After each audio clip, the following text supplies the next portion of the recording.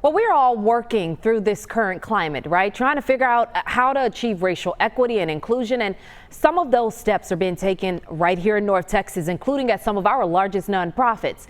The YMCA of Metropolitan Dallas recently announced they are adding, for the first time, a vice president of diversity, equity, and inclusion. They've tapped Rodriga Ross to lead this initiative. She is here with me today. Good morning.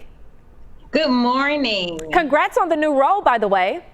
Thank you. Thank you. I appreciate that. You're so welcome. Look, your position is certainly something that's very important to the organization.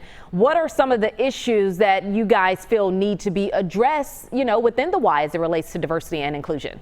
Yeah, so like you said, we are looking at prioritizing the eradication of racism, right? And how do we make sure we look at our systems internally, but more importantly, how do we convene the community and key stakeholders to make sure that we are eradicating racism in our communities? We want to look at bias and unconscious bias and undoing practices that aren't equitable for all. So lots of work to be done in this racial justice space. Okay, look, and I know a lot of companies, they're creating positions, they're creating groups, similar to yours. How do you plan to really tackle those equity issues and create some change that's going to be long lasting?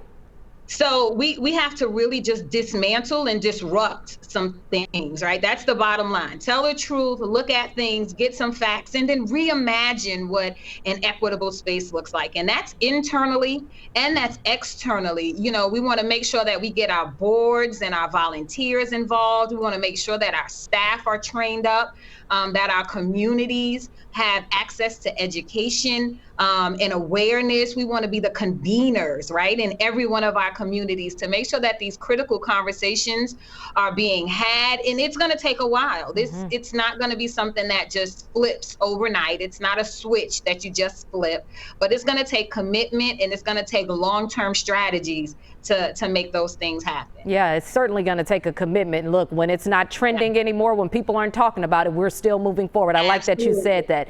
You also mentioned creating space, and you guys just announced today that you're launching racial equity and innovation centers, and that's in partnership with Reliant. What does that look like, and what will those centers be used for?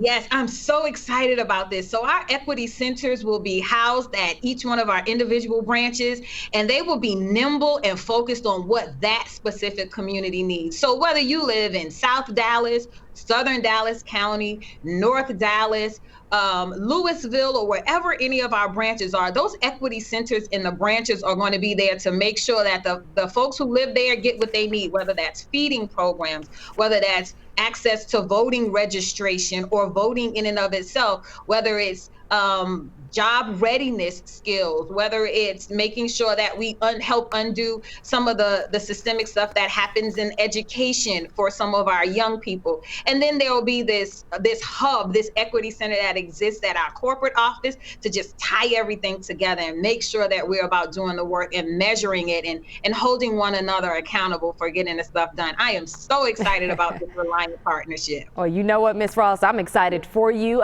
You sound extremely excited about it, and we're just looking forward to the work that you're going to do. Thank you again for joining us, and we're rooting for you. Thank you. I appreciate it. Absolutely.